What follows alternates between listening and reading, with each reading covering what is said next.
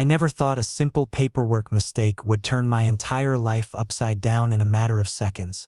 Standing in the courthouse waiting area, I clutched the manila folder containing what I believed were my divorce papers, my hands trembling slightly as I watched the clock tick closer to my appointment time. 3 years of a suffocating marriage were finally about to end, and I could barely contain the mixture of relief and anxiety coursing through my veins. The waiting room smelled of old paper and floor polish, and the fluorescent lights buzzed overhead as other people waited for their own legal proceedings. I'd rehearsed this moment 1,000 times in my head, imagining the weight that would lift off my shoulders once I signed those papers and walked out a free man. When the clerk finally called my name, I approached the counter with my folder, ready to finalize everything. She was a middle-aged woman with glasses perched on her nose, and she barely glanced at me as she shuffled through various forms on her desk. "Just need your signature here, here, and here," she said in a monotone voice, pointing to several marked lines on the documents she'd placed in front of me. I didn't think twice. I was exhausted from months of legal battles, drained from the emotional toll of ending a relationship that had slowly poisoned my sense of self. I just wanted it over, so I signed where she indicated, one signature after another, my pen moving almost automatically across the paper. "Congratulations, Mr. Christopher Gray," the clerk said with a smile that seemed oddly cheerful for a divorce proceeding. "You're now legally married." My heart stopped. The words didn't make sense. "What? No, there's been a mistake." She looked confused, tilting her head as she examined the papers I'd just signed. "But you just signed the marriage certificate. See? The other party already completed their portion earlier this morning." I snatched the papers from her hands, my eyes scanning frantically until they landed on the second signature at the bottom of the page. The name written in bold, confident strokes made my blood run cold. Kael Mercer. Kael Mercer. That name carried weight in this city. The kind of weight that could crush ordinary people like me without a second thought. Everyone knew who he was.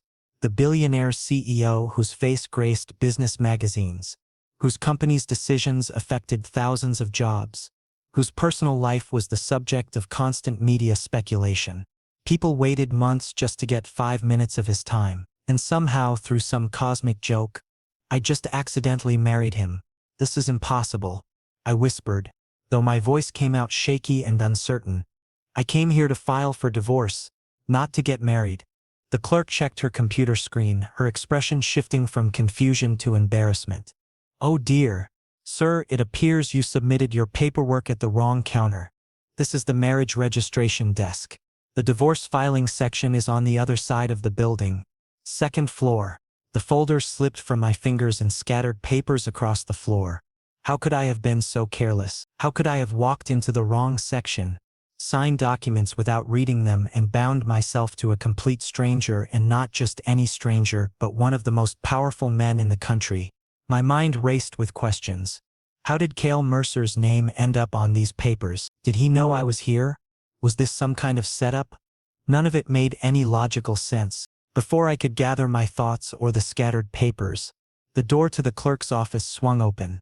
A tall man entered, his presence immediately commanding the entire space. He wore a dark suit that was clearly custom-tailored, fitting his broad shoulders perfectly. His sharp features, strong jawline, high cheekbones, and piercing gray eyes were even more striking in person than in the photographs I'd seen in newspapers. This was Kael Mercer in flesh and blood, and the intensity radiating from him was almost overwhelming. So, his voice was deep and measured, carrying an unmistakable authority that made it clear he was used to being obeyed. "You're my accidental husband." I couldn't form words. My mouth opened, but nothing came out. I just stood there staring at him like an idiot, trying to process this surreal situation, confused, shocked, and if I was being honest with myself, a little intimidated by the sheer force of his presence. He moved closer, and I caught the subtle scent of his cologne, something expensive and refined that probably cost more than my monthly rent. It was the kind of scent that announced power and control before its wearer even spoke. "Don't worry, Christopher," he said, using my first name so casually it felt like he'd been studying my life for weeks. His tone suggested he already knew everything about me, which was deeply unsettling. "We'll fix this situation, but not today." "Not today?" I managed to stammer, finally finding my voice. What do you mean not today? A slight smirk played at the corner of his mouth, calculated and somewhat dangerous. I have a charity gala tonight. Important people will be there. Influential people. You're going to accompany me. As my husband. Wait, I can't just do that, I protested. But Kael was already turning toward the door, clearly considering the conversation finished. My driver will pick you up at 7 sharp. Wear something formal, he said over his shoulder, giving me a brief glance that somehow felt both dismissive and appraising at the same time. And Christopher? Don't even think about running or trying to hide. This marriage certificate is completely legal. And trust me when I say you don't want to find out what happens if you embarrass me in public. I have resources you can't imagine, and I protect my reputation at all costs. Then he was gone, the door closing behind him with a soft click that somehow sounded final, like a prison cell locking. I stood there in the clerk's office, still trying to process what had just happened, papers still scattered around my feet. My hands were shaking. The clerk was watching me with a mixture of pity and fascination, probably already imagining the gossip she'd share with her coworkers during lunch. I had no choice in this matter, and that realization settled over me like a heavy blanket. Kael Mercer wasn't the type of man you said no to. He was the type who made things happen through sheer force of will and unlimited resources. Getting on his bad side seemed like professional and personal suicide. Whatever game this was, whatever strange situation I'd stumbled into through my own carelessness, I was trapped in it now. At least for tonight. As I bent down to gather the scattered papers with trembling hands, I couldn't shake the feeling that my life had just taken a turn into completely uncharted territory. And there was no map to guide me back to safety. At exactly 7 o'clock, a sleek black Mercedes pulled up outside my modest apartment building, looking wildly out of place among the older cars parked on the streets. The driver, an older gentleman in a crisp uniform, stepped out and opened the rear door with practiced precision, waiting patiently as I hesitantly approached. I'd spent the last few hours pacing my apartment, alternating between panic and disbelief, checking my phone repeatedly to see if this was somehow an elaborate prank. But the marriage certificate sitting on my kitchen counter was very real, and so was this car. The drive through the city felt surreal. I watched familiar streets pass by the tinted windows, my mind spinning with questions. Why had Kael summoned me to this gala? Was it really just about protecting his public image? Or was there something more? The driver remained silent, offering no answers, and I didn't have the courage to ask. When we arrived at Kael's penthouse, I felt completely out of my depth. The building was one of those exclusive towers where each floor cost more than most people earned in a lifetime. The elevator required a special key just to access the top level. When the doors opened directly into his living space, I was struck speechless. Floor-to-ceiling windows offered a panoramic view of New York's glittering skyline. Abstract art pieces that probably belonged in museums hung on the walls. Everything screamed wealth and sophistication, a world so far removed from my own that I felt like an alien who'd just landed on another planet. Kael stood in the center of the living room, already dressed in a black tuxedo that fit him like it had been painted on. He looked devastating. There was no other word for it. The formal wear emphasized his athletic build, and his dark hair was styled with just enough casual perfection to suggest he hadn't tried too hard while clearly having spent considerable time on his appearance. I tried to push those thoughts away. This was all fake. A performance, nothing more. "You're late," he said without looking at me, his attention focused on adjusting his cufflinks with meticulous care. "It's exactly 7. I replied defensively, checking my watch to confirm. "For someone in your current position, you should have arrived early." He finally turned to face me, and his expression shifted to one of disapproval as he took in my appearance. "And you're still wearing those clothes?" I glanced down at my casual button-down shirt and jeans. "You said formal but didn't exactly provide specifics or send a styling guide." Kael sighed, the sound conveying both frustration and resignation, then pressed a button on an intercom panel. "Marcus, bring up the suit now." Within minutes, a stylist appeared carrying multiple garment bags, moving with the efficiency of someone who'd done this many times before. He barely spoke to me, just took quick measurements with his eyes and pulled out a midnight blue suit that somehow fit me perfectly without any adjustments needed. When I emerged from the guest room after changing, I caught Kael pausing mid-movement, his eyes traveling over me with an appraising look that made my skin warm. The moment lasted only a second before his usual controlled expression returned. "Better," he stated simply, though I detected a hint of approval in his tone. "Now, let's establish the ground rules for tonight. You are my husband. You smile when appropriate. You stay close to me, and you don't contradict anything I say regardless of what comes out of my mouth. Is that perfectly clear?"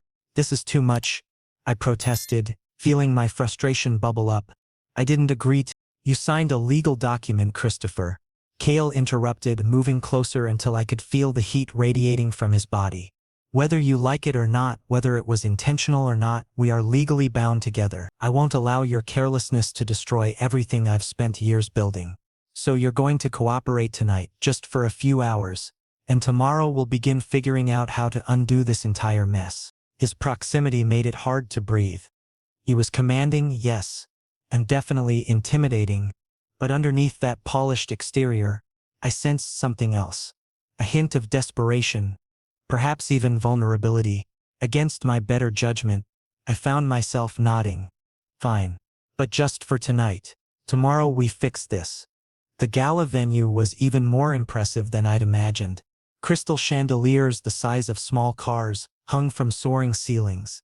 A live orchestra played classical music from a raised platform. Everywhere I looked, I saw designer gowns and expensive jewelry.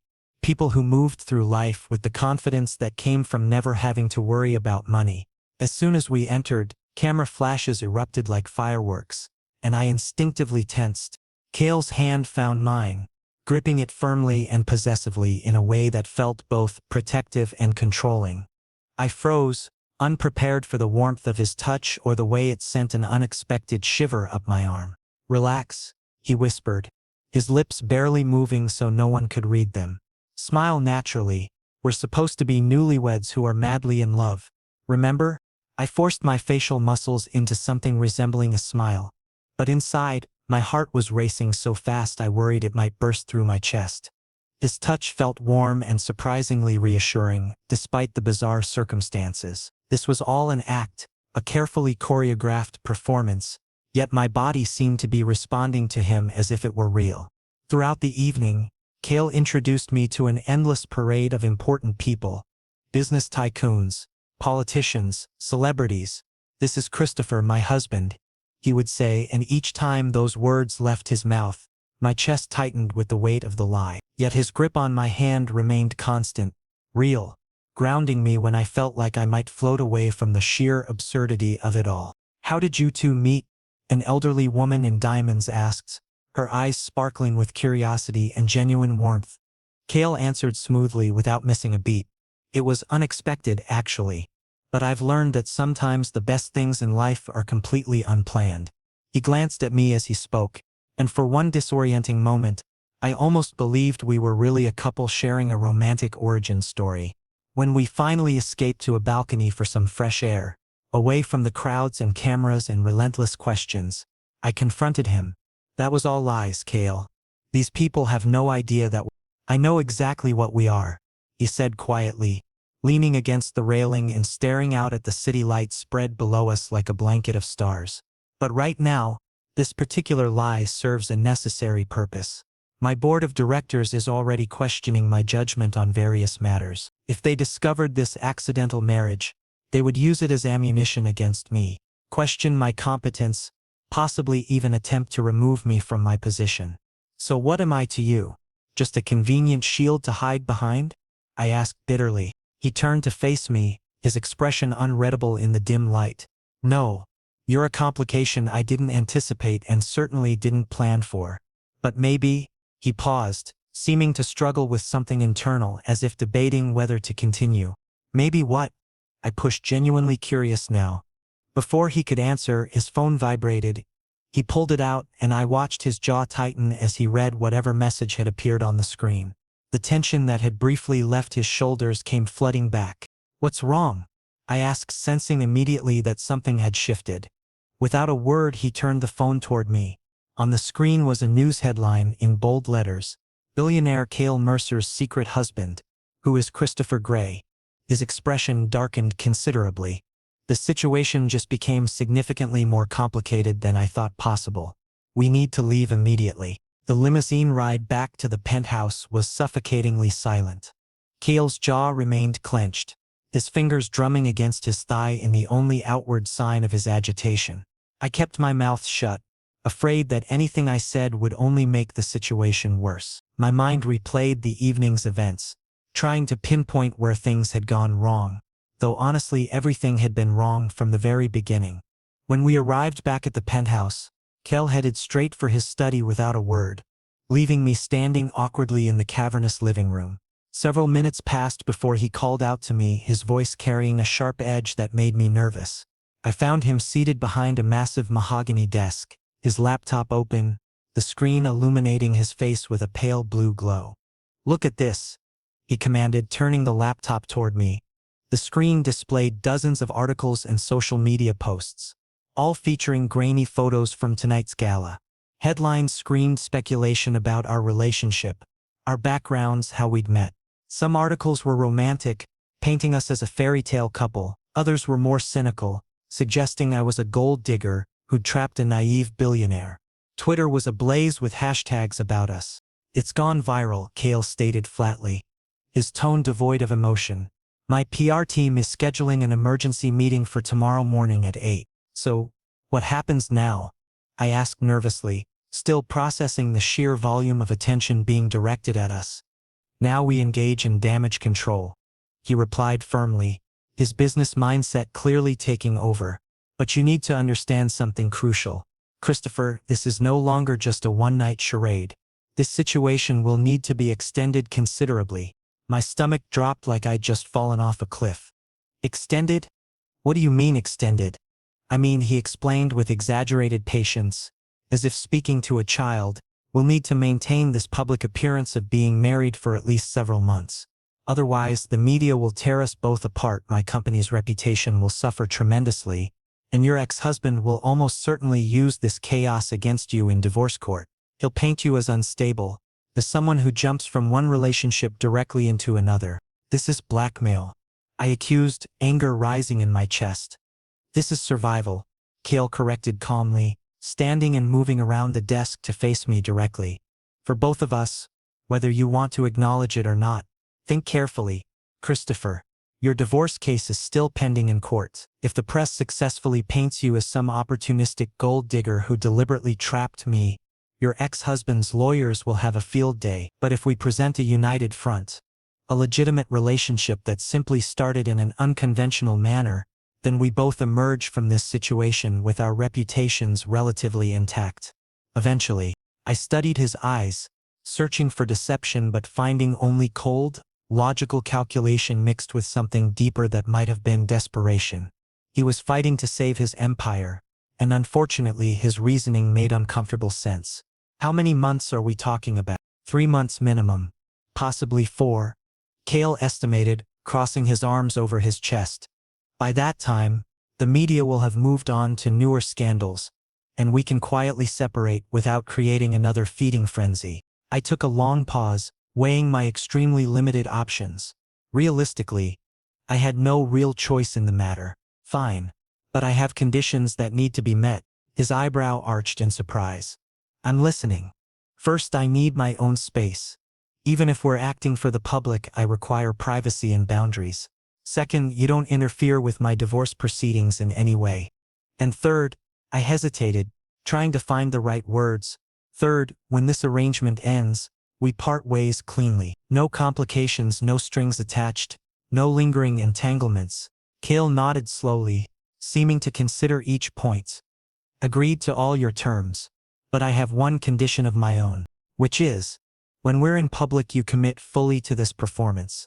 No hesitation, no awkward body language, no visible discomfort. We sell this relationship convincingly, or none of it works and we both go down in flames." I reluctantly agreed, sealing my fate. "Deal." The next morning, Kael's PR team assembled in his dining room, which had been transformed into a war room complete with laptops, coffee cups, and printed spreadsheets. Maya, the lead consultant, a sharp woman with intelligent eyes and an air of complete professionalism, ran a PowerPoint presentation as if this were a standard corporate strategy meeting, rather than a discussion about fabricating a fake marriage. "Gentlemen," Maya began efficiently, clicking to the next slide, "the media has already fabricated various versions of your love story. Some outlets are pushing the romantic angle, while others are floating conspiracy theories. Our goal is simple: control the narrative before it controls us." "How exactly do we accomplish that?" I asked, genuinely curious about their strategy. Derek, another PR specialist with perfectly styled hair and an expensive suit, explained, "We project authenticity through carefully curated content. A few subtle social media posts showing domestic bliss, several strategically planned public appearances to demonstrate affection," and he paused dramatically for effect. "A honeymoon." "A honeymoon?" I nearly choked on my coffee. "You can't be serious." "Completely serious," Maya assured me in a calm, measured tone. "Not a real honeymoon, obviously. Just a weekend getaway to an exclusive private resort. We'll arrange for a photographer to discreetly capture seemingly candid moments, which will then carefully leak to select media outlets. It will make your relationship appear genuine and deeply romantic to the public." I looked desperately at Kael, hoping he would shut down this insane plan. Instead, he was nodding thoughtfully, treating this like any other business proposal requiring his approval. "Fine."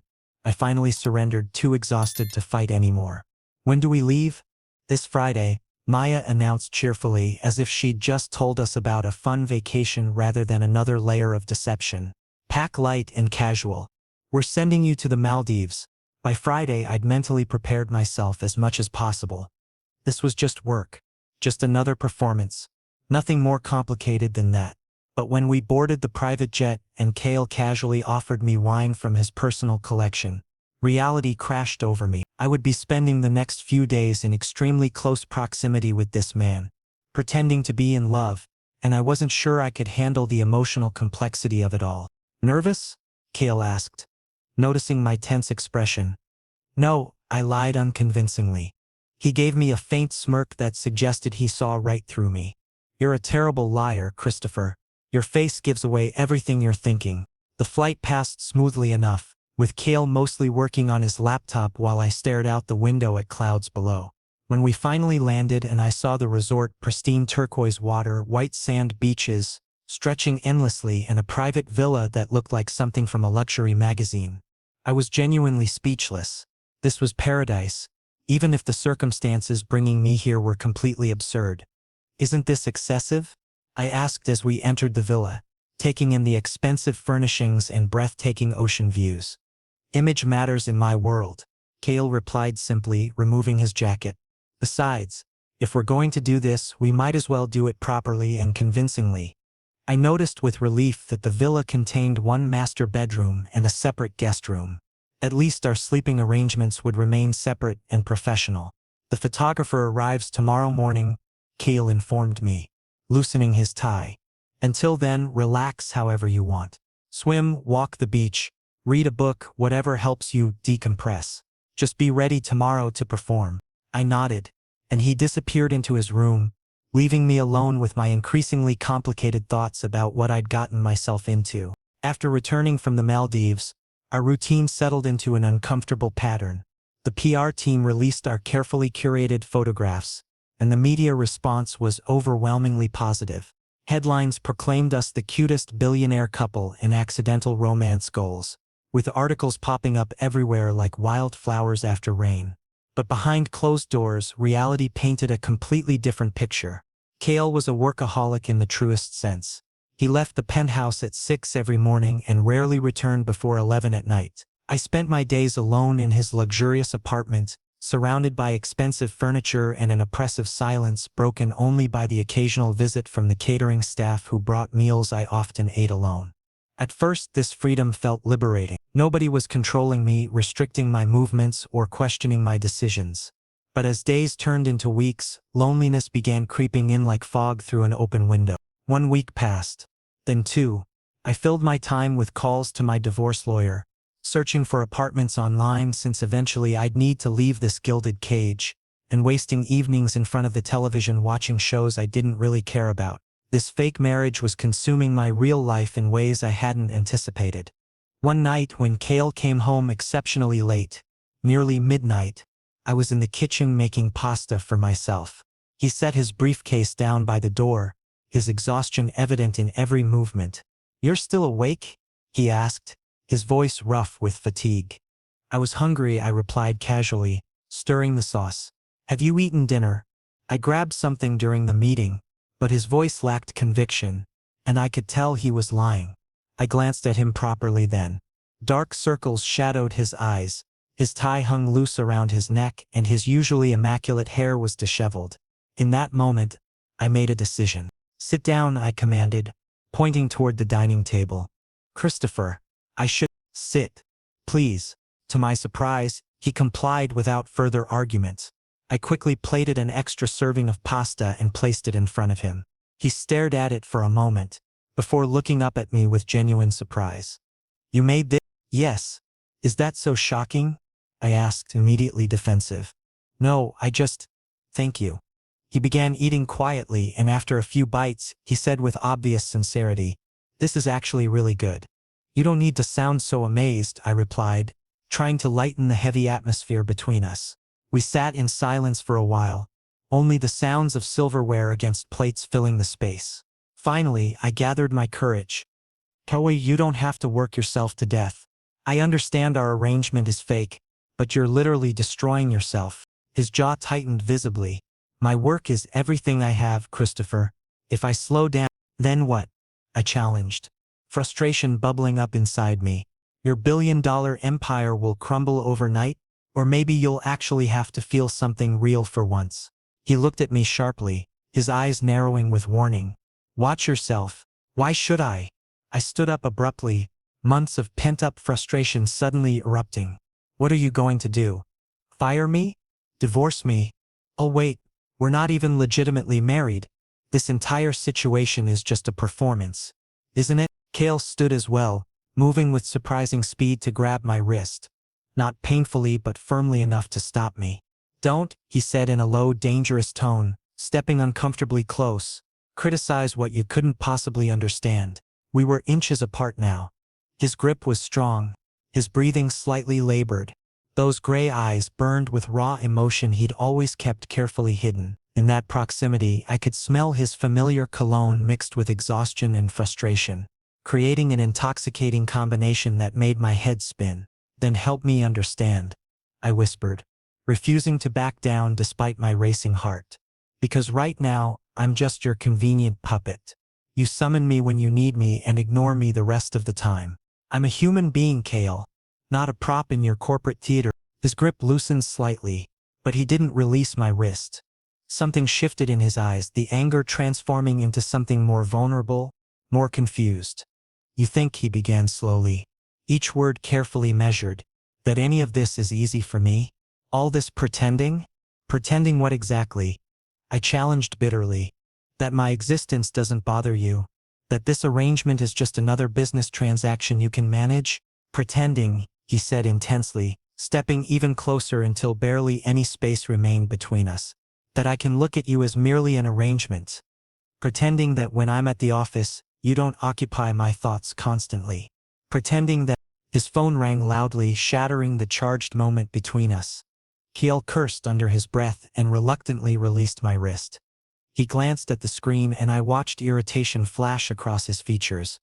"It's the board chairman. I have to take this." "Of course you do," I said flatly, stepping back and emotionally withdrawing. He looked at me with clear conflict in his expression, as if he desperately wanted to say something more. But ultimately, duty won out, as it always did.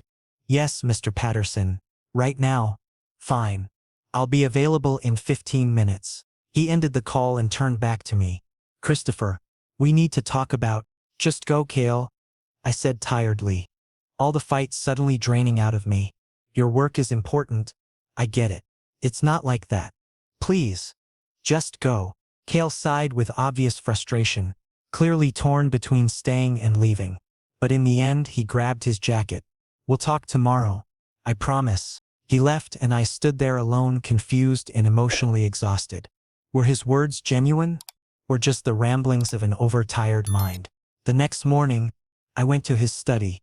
The door was slightly ajar, and when I looked inside, I saw him sitting at his desk with his head in his hands, clearly stressed. Papers and files surrounded him like the wreckage of a battlefield. "Kael?" I called softly, knocking gently on the doorframe. He looked up and I was shocked by his appearance. His eyes were bloodshot. He obviously hadn't slept at all. "Christopher, what are you doing here?" "I made coffee," I said, entering and placing a mug on his desk. "And I'm sorry about last night. I overreacted." He took the coffee gratefully and sighed deeply. "No, you were completely right. I am a workaholic, and I have been deliberately ignoring you." "Deliberately? Why would you do that?" Kael looked at me seriously, his guard finally dropping. "Because this arrangement was supposed to be simple, straightforward. But it's not. And I'm scared, Christopher." That confession caught me completely off guard.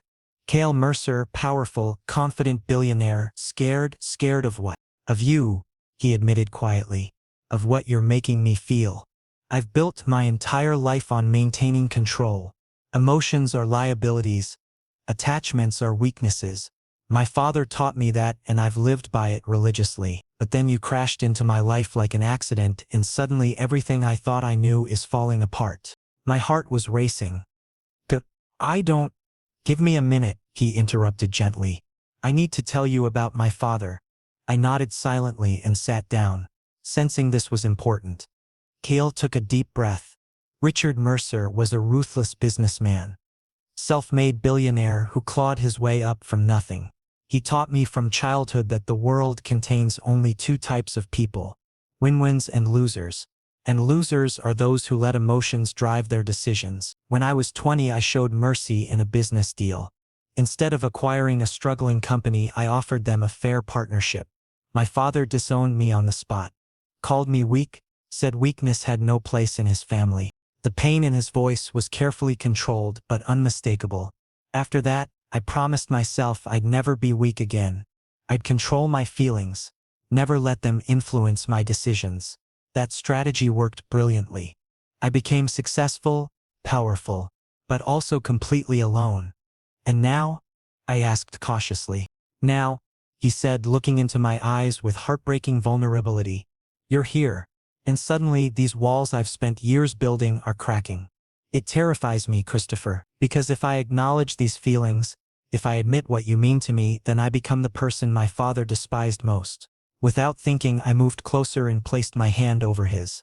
"Your father was wrong. Emotions aren't weakness, Kael. They make you human. They make you real." He stared at our joined hands, then met my eyes. "You say that so easily, but you haven't faced the pressure I have." "I survived a toxic relationship," I interrupted firmly. "I know what suffocation feels like, and I won't let you become like my ex, emotionally unavailable and controlling. But you need to understand that vulnerability is actually strength. Acknowledge what you're feeling, whether it's fear, attraction, confusion, whatever it is. Because this pretending, it's only making you more isolated." Kael looked at me for a long moment. Then slowly, deliberately, he intertwined his fingers with mine. "You're right. And I am scared of you, Christopher. Because when I'm with you, these walls temporarily disappear. It's simultaneously liberating and absolutely terrifying." "Then maybe," I suggested softly, "you should stop fighting it. At least while we're in this arrangement. Let's try being honest. Real. See what happens." Kael nodded thoughtfully. "All right. Real. No more unnecessary late nights. No more avoiding you. We'll try actually living together. As complicated roommates. If nothing else." I smiled faintly. "Complicated roommates. I think I can handle that." The following weeks were remarkably different. Kael actually made an effort. He came home by 8 most evenings. We ate dinner together and surprisingly, we talked. Real conversations about meaningful things. His favorite music turned out to be classical, which was predictable, but his guilty pleasure was trashy reality television, which was completely unexpected. He shared rare childhood memories, each one precious because they revealed the vulnerable person beneath the corporate armor. One evening we were browsing through streaming options on the couch, and I randomly selected a romantic comedy. Seriously? Kael asked in an incredulous tone. This one? What's wrong with it? It's cute, I defended my choice. It's predictable and completely illogical. That's exactly the point. Sometimes predictability is comforting. He looked skeptical but pressed play anyway. Initially he seemed disinterested, checking emails on his phone, but gradually he became engaged with the story unfolding on screen. Why is this protagonist so incredibly stupid? He commented with genuine frustration when the main character made an obvious communication error. I laughed, because it's a romantic comedy. Logic doesn't apply in this genre. Still, he argued passionately, one simple conversation would resolve everything. Watching him get so invested was amusing. This side of Kael, relaxed, slightly dorky, was absolutely endearing. After the movie ended, we moved to the balcony where city lights twinkled below like earthbound stars. Kael held a glass of wine while I cradled hot chocolate since I'd never developed a taste for alcohol. These past few weeks, Kael said, thoughtfully, staring at the skyline, have been surprisingly pleasant. Yes. I agreed. You've actually made an effort. I appreciate that.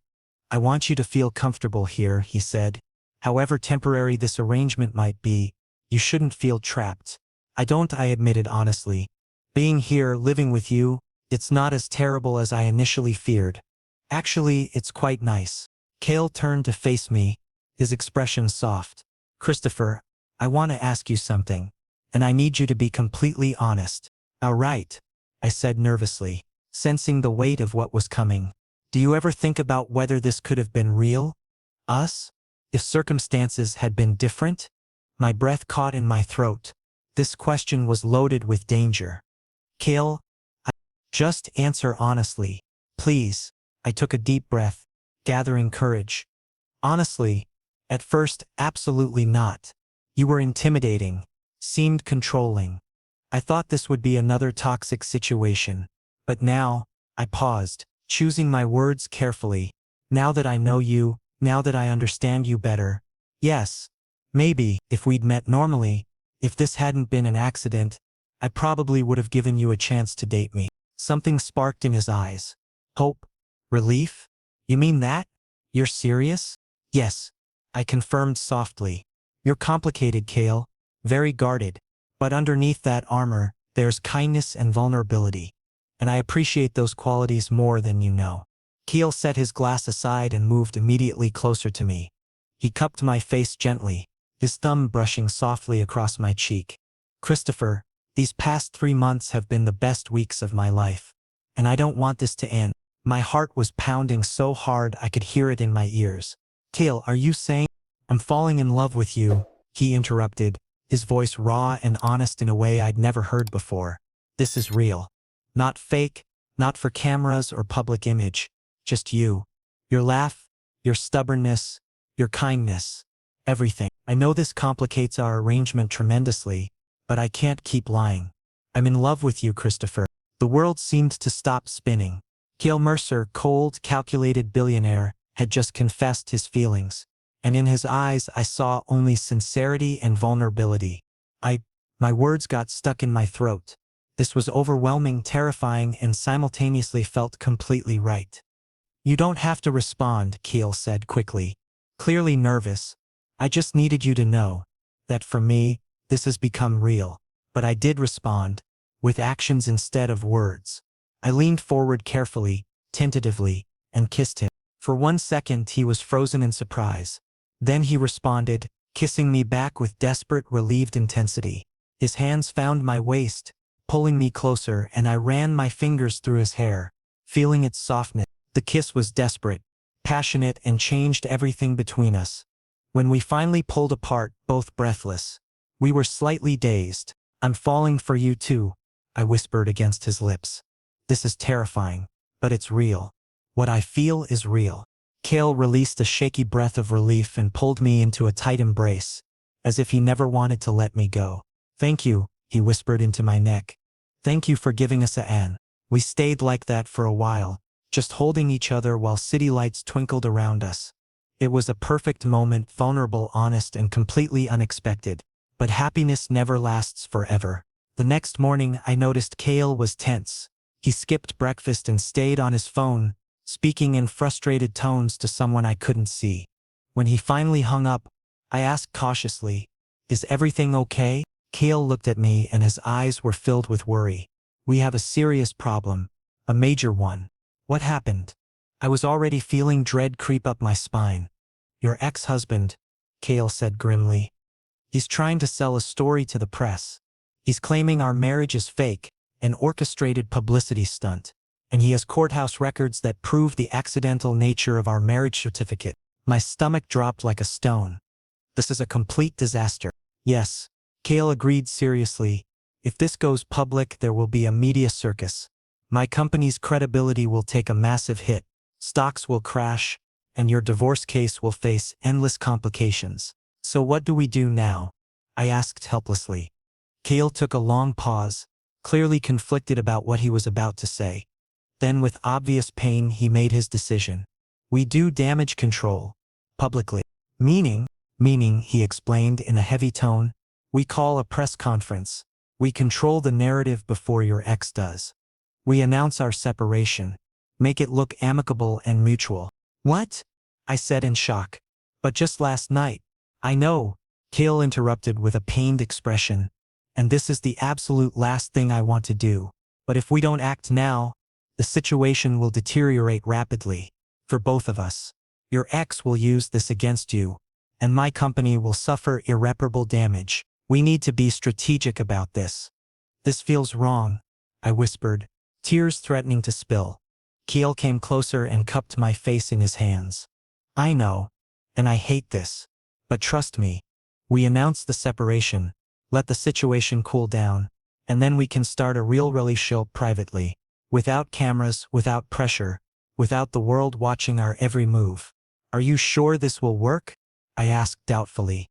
"No," he admitted honestly. "But it's the best option we have available." The press conference day arrived, and I felt completely unprepared mentally. The conference room was packed with reporters, cameras, and judgmental stares from every direction. Kael was composed as always, but I could see the tension in his jaw and a subtle tremor in his hands. We sat side by side on the stage and the lights were blindingly bright. Questions came at us rapidly. "Mr. Mercer, was your marriage truly a publicity stunt?" "Christopher, were you coerced into this arrangement? Is this separation because of the leaked courthouse documents?" Kael handled it professionally, his voice calm and measured, despite the chaos. "Our marriage began unconventionally due to a clerical error at the courthouse. However, the feelings that developed during our time together were genuine and meaningful. Unfortunately, due to external pressures and unforeseen complications, we've mutually decided to separate. We respectfully ask for privacy during this difficult transition." Those words amicably, mutually stabbed into my chest even though I knew this was all performance, all strategic maneuvering.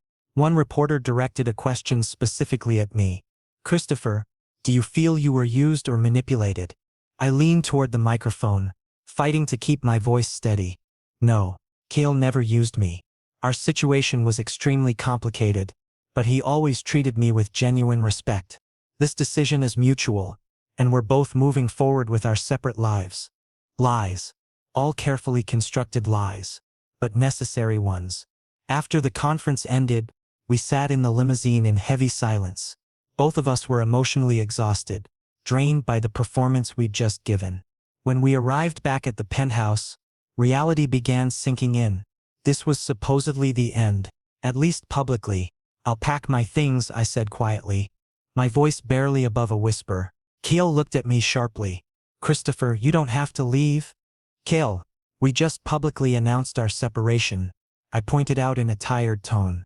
"If I stay here and the press discovers it, then—" "Forget the press," Kael interrupted with frustration rising in his voice. "I can't lose you. We just started something real last night. Remember?" "I know," I said softly, tears finally spilling down my cheeks. "And I don't want this either.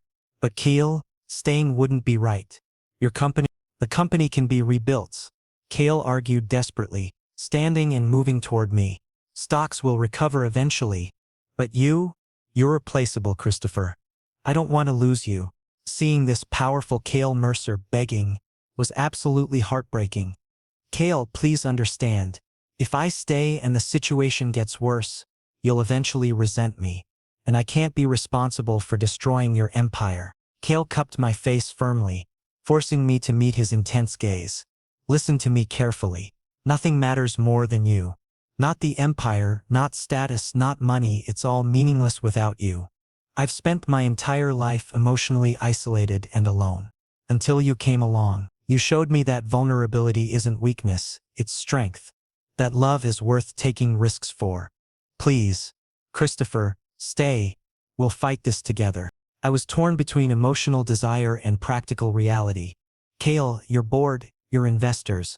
I'll handle them, he said firmly with absolute conviction. Trust me, please. Just trust me. I looked into his eyes, gray, intense, and completely sincere. In that moment, I realized I wanted to take this risk too, because what we had was real and worth fighting for. Okay, I finally whispered, I'll stay. Kael released a shaky breath of relief and pulled me into a crushing embrace. Thank you so much. We held each other for a long time, finding comfort in physical proximity and shared determination. The following weeks were brutal in every sense. Media frenzy reached unprecedented levels with constant speculation, invasive rumors, and relentless questions wherever we went. Kael's stock price temporarily dropped, and the board called emergency meetings to discuss his judgment and leadership. But Kael stood firm against all pressure. He publicly defended his decisions, and gradually, slowly, the narrative began shifting in our favor. A popular talk show host invited us for an interview, an informal, honest conversation rather than another press conference. We openly discussed our unconventional beginning, the genuine feelings that had developed between us, and our decision to fight for this relationship despite intense public scrutiny and criticism. Love doesn't always follow a perfect script or conventional path, Kael explained eloquently to the audience. Christopher and I started in an incredibly complicated situation. Yes, but what we discovered in each other, honesty, kindness, and authentic connection, is genuinely rare and absolutely worth protecting against all odds. The public slowly began warming up to our story. Social media hashtags started trending in our favor. People posted messages of support and encouragement. Surprisingly, Kael's company's stock stabilized and then began climbing back toward its previous levels, proving that sometimes honesty resonates more powerfully than perfect image management. My divorce case finally reached its conclusion, settling cleanly without further unnecessary drama. I was legally free from my past and genuinely committed to building a future with Kael. One quiet evening at home, we were cuddled together on the couch in comfortable silence when Kael suddenly spoke. Christopher, I want to ask you something important. Yes? I responded lazily, feeling content and relaxed. Would you consider marrying me? I mean truly marrying me. Not an accident, not a business arrangement. Just us choosing each other. I looked at him in shock. Kael, are you? He took my hand and looked seriously into my eyes. I'm completely serious. Yes, we already have the legal paperwork from the courthouse accident. But I want a proper ceremony. I want to exchange meaningful vows with you. I want to show you that this is absolutely real. My heart swelled with overwhelming emotion. Are you certain? After everything we've been through, I've never been more certain about anything in my entire life. Kael interrupted confidently. I love you, Christopher, and I want everyone to know it, publicly and proudly. So will you marry me? For real this time. Tears filled my eyes, but these were tears of pure happiness. Yes. Absolutely yes, Kael. I'll marry you. Kael smiled, a rare, genuine, beautiful expression, and kissed me softly, the kiss full of promise and hope for our future together. We decided on a private ceremony with only close friends and family attending. The rooftop of Kael's penthouse, decorated with fairy lights against the sunset backdrop, created the perfect setting. Maya and the PR team coordinated everything beautifully, their final task for what had started as our fake marriage, which was deeply ironic considering how real everything had become. I wore a simple white suit while Kael looked stunning in a classic black tuxedo. As I walked down the decorated pathway that served as our aisle and saw Kael waiting with a soft smile on his face, my heart felt completely full. The ceremony was intimate and meaningful. The officiant gave a brief introduction and then we were ready to exchange our vows. The real ones this time. Kael went first, holding my hands firmly in his. Christopher, when you came into my life, it was completely by accident. A mistake on paper. But it turned out to be the best mistake that could have ever happened to me. You taught me that vulnerability is actually strength, that love is worth taking tremendous risks for, and that I don't have to face life alone. I promise that I will never suffocate you or try to control you. Your freedom and your happiness are my top priorities. I love you and I'm profoundly grateful that you're here with me. Always. Tears filled my eyes, but I was smiling as my turn came. Kael, when our accidental marriage happened, I was absolutely terrified. I thought this would be another nightmare, another toxic situation I'd have to escape from. But you proved every fear wrong. You showed me patience, genuine understanding, and eventually real love. You're complicated and guarded, but the kindness and vulnerability underneath, that's what's truly beautiful. I promise I'll always support you, be your true partner, and remind you constantly that you are deeply loved. I love you, Kael. Unconditionally and completely. The officiant announced with a warm smile. By the power vested in me, I now pronounce you married. Again, you may kiss your husband. Kael chuckled and kissed me, deeply, passionately, the kiss containing everything we'd survived together. Our guests applauded enthusiastically, and in that perfect moment, everything felt exactly right. The reception was small but filled with joy. There was music, dancing, and genuine laughter echoing across the rooftop.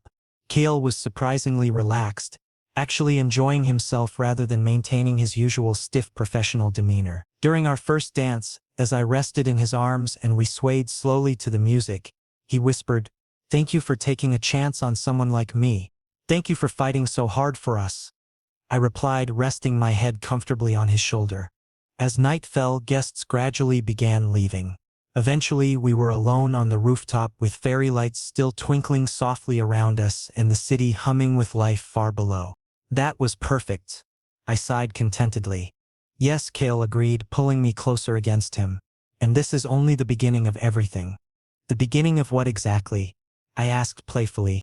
Of our actual life together. Kael said seriously. No cameras constantly watching us. No PR strategies to follow. No fake arrangements to maintain.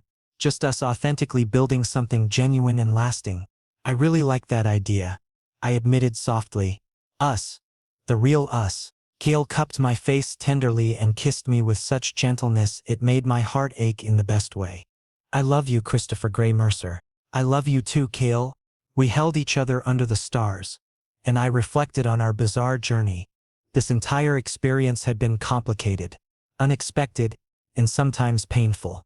We'd started with an accidental marriage at a courthouse, but we discovered something authentic and real. That was what truly mattered in the end. 3 months after our real wedding, life had settled into a surprisingly normal rhythm. Kael significantly improved his work-life balance, and we spent quality time together regularly. Weekend brunches became our tradition, along with movie nights and simple walks through the park. Media interest gradually faded as newer scandals captured public attention, and we were finally able to live our lives peacefully. One morning, I was in the kitchen preparing breakfast when Kael came up behind me and wrapped his arms around my waist in a warm embrace. "Good morning," he mumbled sleepily, resting his chin on my shoulder. "Morning," I replied with a smile. "Want some coffee?" "Yes. Please." This normalcy, this simple domestic happiness, was absolutely perfect. Kael had once believed that vulnerability was weakness and emotions were dangerous liabilities. But now he understood that connection, love, and true partnership were actually the greatest strengths anyone could possess. "What are you thinking about?" he asked, noticing my contemplative expression. "Just how strange life can be," I answered honestly. "We met through a courthouse mistake and now here we are.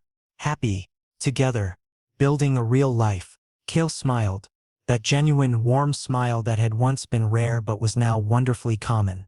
"Best mistake that ever happened." "Completely agreed." I laughed.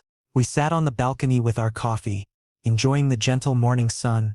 The city was slowly waking up around us. But for us, this quiet moment felt peaceful and absolutely perfect. "Christopher," Kael said suddenly in a more serious tone, Yes, thank you for everything. For staying when you could have left, for fighting when it would have been easier to give up, and for loving me despite all my considerable flaws. I squeezed his hand affectionately. Thank you for showing me what authentic love actually looks like, what real partnership means. We sat in comfortable silence, and I realized our journey together had been extraordinary. From an accidental beginning to an intentional commitment, from a fake arrangement to a genuine marriage built on honesty and trust. This was our real love story. Messy, complicated at times, but beautifully authentic in every way that mattered. Because sometimes, the best things in life happen completely by accident. And our accidental marriage? It had somehow transformed into our shared destiny.